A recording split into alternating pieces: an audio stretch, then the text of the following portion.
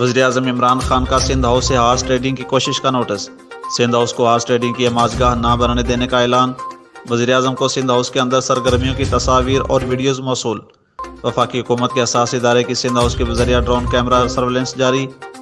Sindh house کے اطراف بھی کیمرے نصب کر دیے گئے۔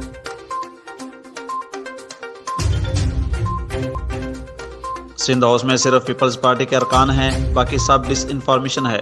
یوسف رضا گیلانی کہتے ہیں پارلیمنٹ میں ہمارے MNAs پر تشدد ہوا، اس لیے سندھ ہاؤس میں رکھا گیا۔ یوسف رضا گیلانی نے مزید کہا کہ تحریک انصاف کے ارکان حکومتی پالیسیوں سے نالاں ہیں۔ پیپلز پارٹی کا ٹائیگر فورس پر سندھ ہاؤس پر حملے کی تیاری کا الزام۔ PP ارکان قومی اسمبلی نے سندھ حکومت سے تحفظ فراہم کرنے کا مطالبہ کر دیا۔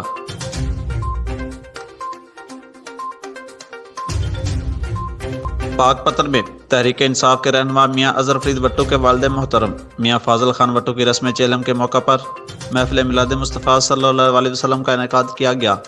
سنا خانوں نے حضور نبی کریم صلی اللہ علیہ وسلم کی بارگاہ میں گلہائے عقیدت کے ساتھ ساتھ درود و سلام کے نذرانے بھی پیش کیے۔ نقابت کے لیے مظہر حسین سلطانی نے فرائض سر انجام دیے۔ خصوصی خطاب صاحبزادہ پیر سید نصیر احمد شاہ نے کر کے لوگوں کے دلوں کو منور کیا۔ محفل میلاد میں ہر مکتبہ فکر، سیاسی و سماجی وکلاء اور صحافتی برادری نے شرکت کی۔ مرحوم کے درجات کی بلندی کے لیے ختم شریف پڑھا گیا اور دعا کی گئی۔